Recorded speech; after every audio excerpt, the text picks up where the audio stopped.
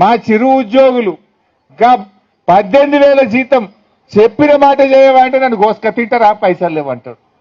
మరి నేను అడుగుతున్నా, నీకు ఏడికేలు వచ్చినాయి 50,000 కోట్లు?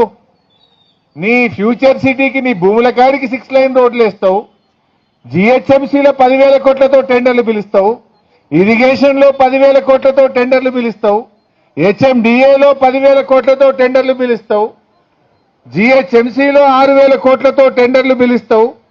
ఇట్లా చెప్పుకుంటూ పోతే వేల కోట్ల రూపాయలు, దాదాపు 50-60 వేల కోట్ల రూపాయలతో టెండర్లు పిలిచిండు. మరి పైసలు లేకపోతే 50-60 వేల కోట్లతో టెండర్లు ఆడికెళ్ళి పిలిచినవు రేవంత్ రెడ్డి? వాటికి మాత్రం పైసలు ఉన్నాయి. మా ఆశాలో, మా అంగన్వాడీలో, మా మధ్యాహ్న భోజన కార్మికులు పేదవాళ్ళని అడిగితే పైసలు లేవని మాట్లాడతావా? నీకు మనసు లేదు, నువ్వు మాట తప్పినవు, నీకు నిజాయితీ లేదు. అందుకే